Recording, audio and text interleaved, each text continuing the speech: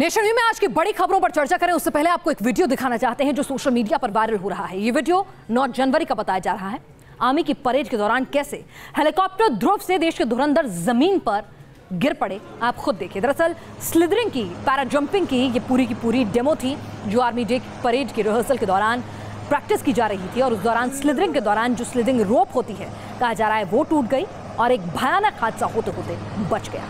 रस्सी के सहारे जवान हेलीकॉप्टर से उतर रहे थे। पहला जवान सुरक्षित उतरा, दूसरा जवान भी नीचे उतरने में कोई दिक्कत नहीं हुई, तीसरा जवान अभी आधे रास्ते में ही था कि चौथा जवान भी उतरने लगा और इसी बीच रस्सी की हुक टूट गई और दोनों जवान सीधे जमीन पर आ गिरे जहां हेलीकॉप्टर से उतरा एक और जवान भी मौजूद था। बताया जा रहा है कि हादसे में तीनों जवान जख्मी हुए। हालांकि आर्मी का कहना है कि तीनों को गंभीर चोट नहीं आई। ये जवान 15 जनवरी को होने वाली आर्मी डे परेड की रिहर्सल करते वक्त जख्मी हुए थे। तो देखा आपने कैसे हवा में हुए हादसे ने जवानों की जान आफत में डाल दी। गनीमत रही कि उनकी चोट ज्यादा गंभीर नहीं रही, लेकिन हर बार ऐसा नहीं होता। दुनिया भर में कई बार ऐसे हादसे जानलेवा साबित होते हैं। ये 4 तस्वीरें हैं, हवा में हाहाकार की गवाही दे रही हैं। पहली तस्वीर ध्रुव हेलीकॉप्टर के हादसे की है। दूसरी तस्वीर जून 1999 में पेरिस एयर शो की है जिसमें सुखोई 30 MKI विमान हादसे का शिकार हो गया। पायलट हवा में करतब दिखा रहे हैं कि तभी टच डाउन करते वक्त सुखोई विमान जमीन से टकराता है। वो तस्वीरें दिखाएंगे, लेकिन सबसे पहले ये आज की तस्वीरें हैं। पहला जवान सुरक्षित, दूसरा जवान सुरक्षित, तीसरा जवान सुरक्षित, रस्सी टूट जाती है। ये सुखोई की तस्वीरें हैं।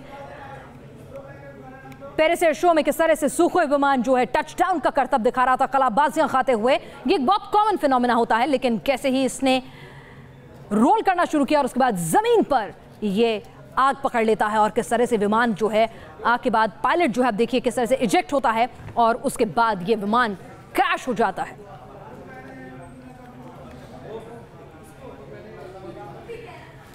इसके अलावा भी जर्मनी की भी हम तस्वीरें आपको दिखाते हैं। 29 साल पहले जर्मनी में भी ऐसा एक जबरदस्त हादसा हुआ। पश्चिमी जर्मनी में एयर शो को देखने के लिए करीब 3 लाख लोगों की भीड़ थी। पूरे जोश के साथ आसमान में जर्मनी के फाइटर प्लेन करतब दिखा रहे थे, लेकिन किस तरह से प्लेन टकराए। और अफगानिस्तान की ये तस्वीरें हैं।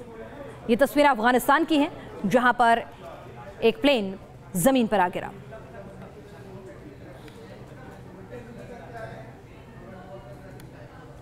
क्या आतंक का कोई मजहब होता है? क्या आतंकी का कोई देश होता है? क्या आतंकी का कोई दीन ईमान होता है? ये वो सवाल हैं जो वादी कश्मीर में चिंगारी बनकर पूरे देश में सुलगने लगे हैं। इस बार बवाल बढ़ गया है कि क्या कश्मीर में आतंक की राह पर चल निकले नौजवानों को मासूम माना जा सकता है? और इसे हवा दी है बीजेपी की सरकार में। साथ ही पीडीपी के एक विधायक ने जिन्हें आतंकी अपने भाई लगते हैं।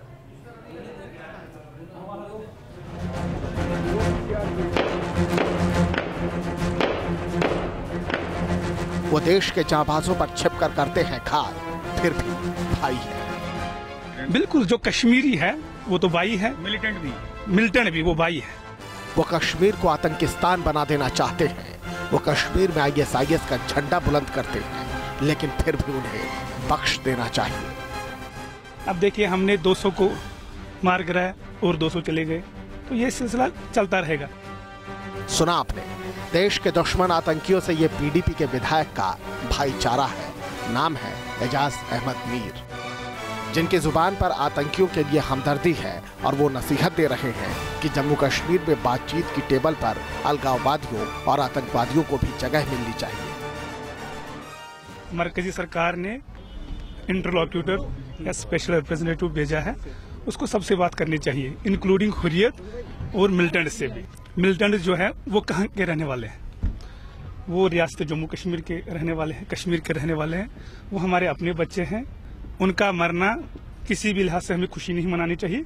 मुझे लगता है ये हमारा कलेक्टिव फेलियर है। ठीक कहा मीर साहब, नाकामी तो है, पर सवाल ये है कि नाकामी है किसकी? अगर आतंकी युवाओं को बरगलाने में कामयाब हो रहे हैं तो PDP उनका ब्रेन वॉश रोकने में नाकाम क्यों है? और उससे भी बड़ी बात कि क्या हथियार न छोड़ने वालों को बातचीत का न्योता दिया जा सकता है? क्या कश्मीर में कोई भी बातचीत अलगाव की शर्त पर मुकम्मल हो सकती है? क्या पाकिस्तान की जुबान बोलने वाले आतंकी और अलगाववादियों से निष्पक्ष बातचीत की उम्मीद की जा सकती है? या फिर यह आपकी सियासत है जिसका आरोप आपके विरोधी भी लगा रहे हैं?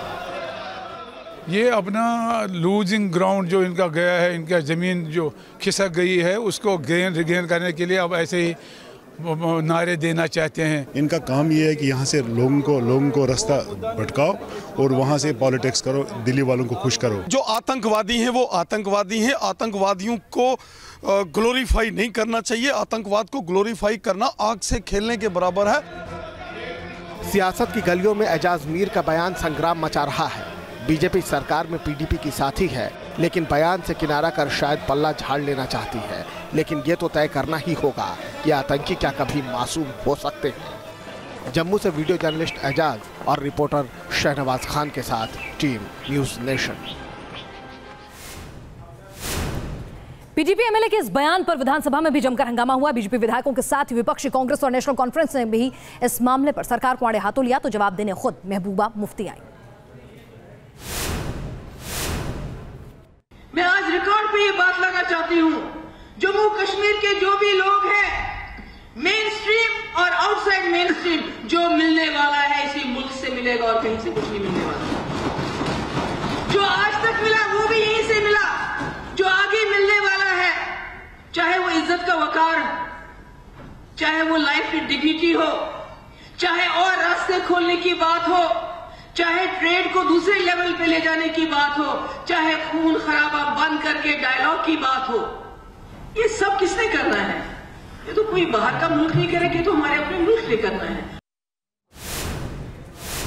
अच्छा लगा महबूबा मुफ्ती की ये सोच सुनकर कि अलगाववादियों ने देश के दुश्मन आखिरकार नजर आने ही लगे। अब बात करते हैं आईटी कानपुर के भक्ति काल की। वैसे तो 10 साल पहले आईटी कानपुर के छात्रों ने एक वेबसाइट बनाई जिसमें रामायण, गीता, वेदों और उपनिषदों की जानकारी दी गई, लेकिन आजकल अचानक इस साइट से ज्ञान लेने वालों की तादाद बढ़ गई है। आईआईटी कानपुर ने हिंदू पवित्र ग्रंथों के डिजिटलाइजेशन की अनोखी प्रक्रिया शुरू की है, जिसके तहत हिंदू ग्रंथ और पुराण ऑडियो और टेक्स्ट के रूप में यहां उपलब्ध रहेंगे। आईआईटी कानपुर ये अनोखी शुरुआत करने वाला देश का पहला इंजीनियरिंग कॉलेज बन गया है। ये सेवा कॉलेज के आधिकारिक पोर्टल पर शुरू की गई है, जहां पर www.geetasupersite.iitk.ac.in का लिंक दिखाई देता है। अपलोड किए 9 पवित्र ग्रंथों में श्रीमद् भगवद गीता, रामचरितमानस, ब्रह्मा सूत्र, योग सूत्र, श्री राम मंगल दास जी और नारद भक्ति सूत्र शामिल हैं। आईआईटी कानपुर के छात्रों ने 10 साल पहले ये वेबसाइट बनाई थी। इसमें वेदों, उपनिषदों और गीता के बारे में विस्तार से जानकारी दी गई। कुछ महीनों पहले से इस वेबसाइट पर रजिस्ट्रेशन की बाढ़ सी आ गई है। हमारा डेली विजिटर्स जो है, Tulika should know exactly about 500 to 600 पर till the month of September, October. Then it looks like suddenly somebody has decided to put it in the WhatsApp ecosystem. तो WhatsApp में तो आप जानते हैं it's very easy to communicate with others. So it has gone viral, as they say. The शब्द जो है gone viral. क्या तकनीकी संस्थान को धर्म से जुड़े कामों में दखल देना चाहिए?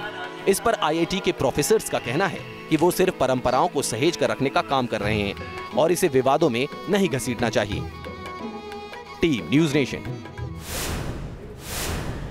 और आईआईटी कानपुर के इस भक्तिकाल पर समाजवादी पार्टी ने संग्राम छेड़ दिया। पार्टी सवाल उठा रही है कि बीजेपी के राज में जानबूझकर संस्थानों का भगवाकरण किया जा रहा है। देखिए, जो तकनीकी संस्थान है, चाहे आईआईटी हो या इस तरह के जो भी संस्थान हो, किसी भी प्रकार के, जो इनका काम है तकनीकी शिक्षा देना, बच्चों को तकनीकी ज्ञान देना, और ये धार्मिक ग्रंथों का अनुवाद कराना, ये इनका काम नहीं है। आईआईटी स्वतंत्र स्वायत्त शासी संस्थान है, स्वतंत्र संगठन है, और वो अपने फैसले लेने के लिए स्वतंत्र हैं। वो अपने फैसले खुद लेते हैं और उन पर काम करते हैं। और आइए फटाफट अंदाज में आपको दिखा देते हैं क्राइम की खबरें।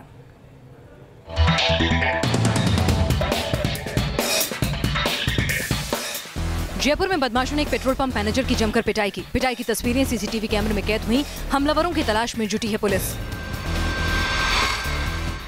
हैदराबाद में बुजुर्ग पर 3 बदमाशों ने हमला बोल दिया। बदमाशों ने बुजुर्ग को उन्हीं के अपार्टमेंट की पार्किंग में चाकुओं से कूद डाला। पुलिस ने प्रॉपर्टी विवाद की वजह से हमले का शक जताया है। सीसीटीवी फुटेज के आधार पर हमलावरों की तलाश में जुट गई है पुलिस। दिल्ली में ज्वेलरी शॉप की चेन पर इनकम टैक्स ने छापेमारी की है। 20 करोड़ की ज्वेलरी और कैश बरामद हुआ है। बिल्डर और गुटखा कारोबारियों का पैसा छिपाने का शक। दिल्ली से लश्कर आतंकी बिलाल अहमद का गिरफ्तार किया गया। गुजरात एटीएस की टीम ने बिलाल अहमद को एयरपोर्ट से पकड़ा। लाल किला हमले में मोस्ट वांटेड था बिलाल।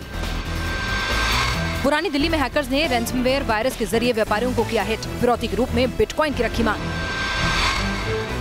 मुंबई के वर्सोवा इलाके में हुक्का बार में तोड़फोड़। स्वाभिमान संगठन के लोगों ने की तोड़फोड़। 29 दिसंबर को आग हादसे से नाराज थे लोग।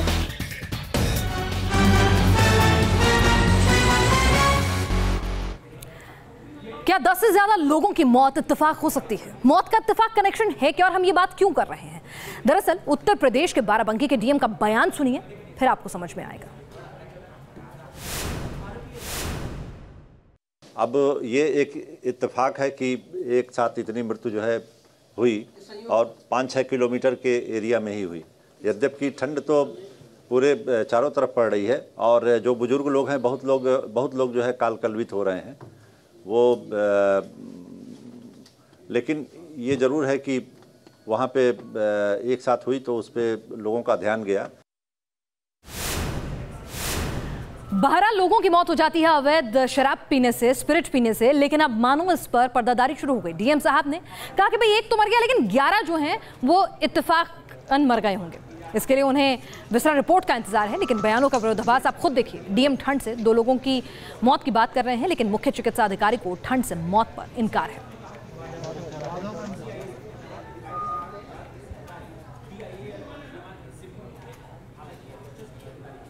देखिए 3 लोगों की मृत्यु तो स्पिरिट पीने से हुई है और जैसा कि उनके जहां पर इन लोगों ने स्पिरिट पिया था वो लोग बता रहे हैं कि स्पिरिट पिया गया। बाकी 3 डेथ के बारे में हमने आपको बताया कि 2 लोग अपने खेत में रात को पानी चलाए थे और घर के लोग उसको स्वीकार कर रहे हैं और एक की हृदय गति रुकने से मृत्यु हुई है। इस उम्र के व्यक्तियों की साधारणतया ठंड से मौत नहीं होती।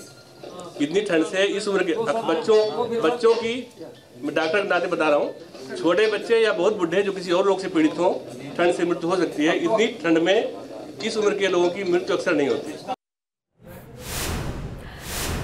गरीब आदमी की मौत किसी के लिए बहुत संवेदनशील मामला नहीं होती, इसलिए विरोधाभासी बयान और इस तरह के असंवेदनहीन बयान आ रहे हैं। मौत कैसे हुई इस पर अधिकारियों की राय अलग है। सियासत का संग्राम जरूर तेज हो गया है। अखिलेश यादव योगी सरकार से जवाब मांग रहे हैं और योगी के मंत्री रटा रटाया जांच का भरोसा दे रहे हैं। देखिए हमने मजिस्ट्रेट जांच के आदेश दिए हैं और मौतें कहीं पर भी हों बहुत दुखद होती हैं और परिवारों के प्रति हमारी गहरी संवेदना है। और डीएम ने प्रेस कॉन्फ्रेंस करके पूरा ब्यौरा दिया है किन किन कारणों से वहाँ मौतें हुई हैं। उसके बावजूद भी हमने जांच के आदेश दिए हैं। जांच होगी, उसमें जो वास्तु स्थिति है उससे हम लोग अवगत होंगे और कहीं पर अगर कोई लापरवाही होगी, कोई दोषी होगा तो कड़ी कार्रवाई करेंगे। आने वाली गर्मी में अगर आपके घर की बिजली कटती है तो बिजली कंपनी की लापरवाही उस पर भारी पड़ सकती है। बिजली कटने पर अब कंपनियों पर जुर्माना लगेगा। जी हां, खबर यह है कि केंद्र सरकार का ऊर्जा मंत्रालय बिजली कानून में तब्दीली करने पर विचार कर रहा है। बजट सत्र में सरकार सदन में यह बिल पेश कर सकती है। इसके बाद बिजली सप्लाई में कटौती कर कंपनियों को भारी जुर्माना चुकाना पड़ेगा। यानी कि अब तक आपसे लेट फी वसूली जाती थी, अब कंपनियों की भी जवाबदेही तय होगी। इस संदर्भ में बजट सत्र में बिल आएगा। क्या 1 रुपए, 2 रुपए और 5 रुपए के सिक्के बंद होने वाले हैं? यह खूब वायरल हो रही है खबर यह है कि आरबीआई ने सिक्कों के प्रोडक्शन को बंद कर दिया है, यानी अब बाजार में नए सिक्के और नहीं आएंगे। दरअसल नोटबंदी के बाद सिक्कों का प्रोडक्शन इतना बढ़ गया कि आरबीआई के पास सिक्कों को रखने के लिए जगह कम पड़ गई है, जिसके बाद देश के 4 टकसालों कोलकाता, मुंबई, नोएडा और हैदराबाद में सिक्कों के प्रोडक्शन पर रोक लगा दी गई है। यानी ये सिक्के बंद नहीं हो रहे, बल्कि कुछ दिनों के लिए आरबीआई अब नए सिक्के नहीं तैयार कर रही है, क्योंकि उसके पास रखने की जगह ही नहीं है। अगर इस वक्त बात करें तो 1 रुपए के कुल सिक्के हैं 45.14 अरब, 2 रुपए के कुल 64 अरब से ज्यादा सिक्के मौजूद हैं, 5 अरब के 78 अरब से ज्यादा सिक्के और 10 रुपए के 52 अरब सिक्के इस वक्त मौजूद हैं। ये आरबीआई का डेटा है।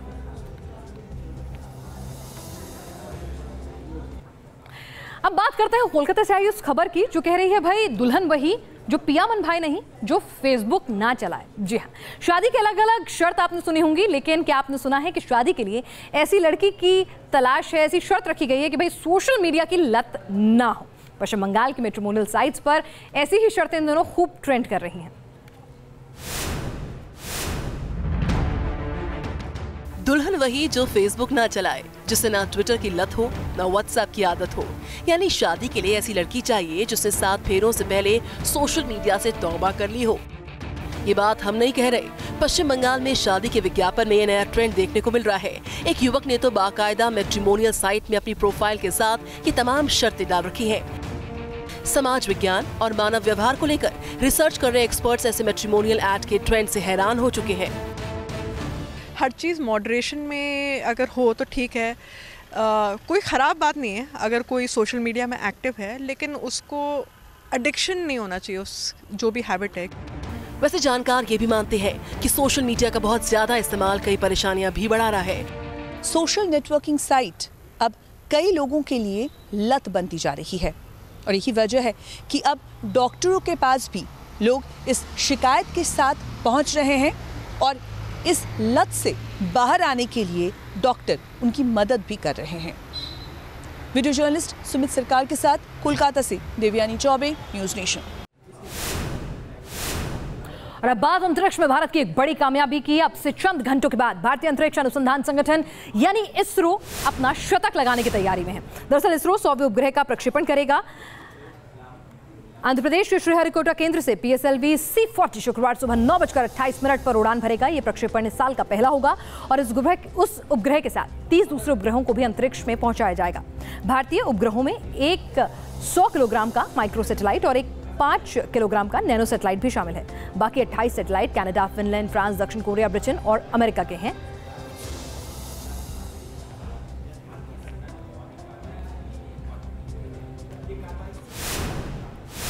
तो इसरो लगाएगा कामयाबी का शतक। और अब बात करते हैं दुनिया भर में क्या है हलचल वर्ल्ड व्यू में।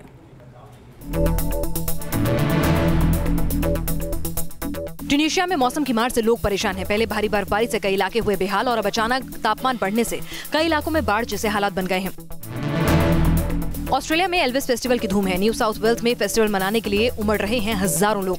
ऑस्ट्रेलिया में 26वीं बार मनाया जा रहा है एनुअल एल्विस फेस्टिवल।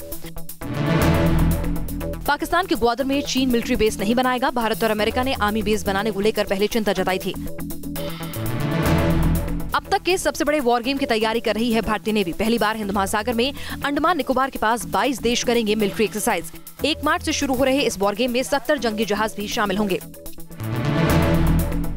कैलिफोर्निया में हुए हादसे में हेलीकॉप्टर के जरिए चलाया जा रहा है रेस्क्यू मिशन। रेस्क्यू में अब तक 50 से ज्यादा लोगों की जान बचाई गई। तेज बारिश और मडस्लाइड ने कैलिफोर्निया में भारी तबाही मचाई है। हादसे में 13 लोगों की मौत हो चुकी है।